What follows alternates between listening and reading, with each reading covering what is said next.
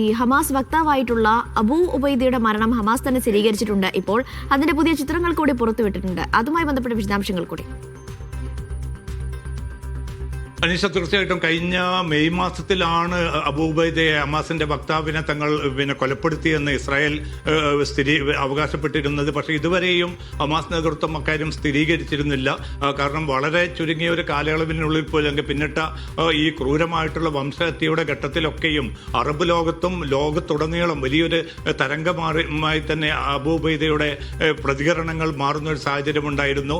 മുഖം മറച്ചുകൊണ്ടായിരുന്നു അബൂ ഉബൈദ ഈ പ്രതികരണങ്ങളൊക്കെ വീഡിയോയിലൂടെ പുറത്തുവിട്ട് കൊണ്ടിരുന്നത്. അബൂ ഉബൈദയുടെ ഓരോ ആ സന്ദേശം കൈമാറുന്ന ഘട്ടത്തിലും അറബ് ലോകത്ത് ഫലസ്തീൻ അനുകൂലമായിട്ടുള്ള വലിയ തോതിലുള്ള ഒരു വികാര തരംഗമായിട്ട് അത് മാറുന്ന ഒരു സാഹചര്യം കൂടി ഉണ്ടായിരുന്നു.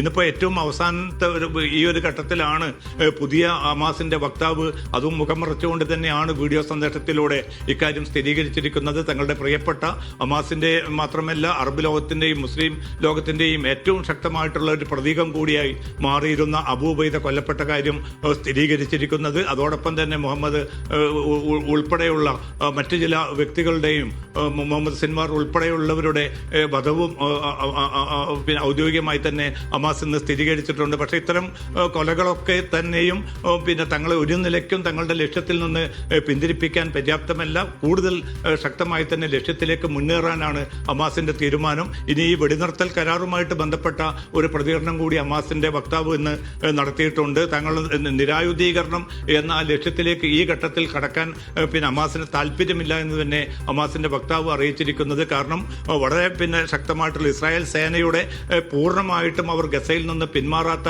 ഒരു സാഹചര്യത്തിൽ ആയുധങ്ങൾ അടിയറവെക്കുന്ന ഒരു പ്രശ്നം ഉദിക്കുന്നില്ല. ഇനി ആയുധങ്ങളില്ലെങ്കിലും ശത്രുവിനെതിരെ ഏറ്റവും അവസാനം വരെയും അതിശക്തമായി തന്നെ തങ്ങൾ നിലയുറപ്പിക്കുമെന്ന വളരെ ശക്തമായിട്ടുള്ള ഒരു മുന്നറിയിപ്പ് കൂടിയാണ് പുതിയ വക്താവ് അബൂ ഉബൈദയുടെ മരണം സ്ഥിരീകരിച്ചുകൊണ്ട് നടത്തിയ വീഡിയോ സന്ദേശത്തിൽ വ്യക്തമാക്കിയിരിക്കുന്നത്.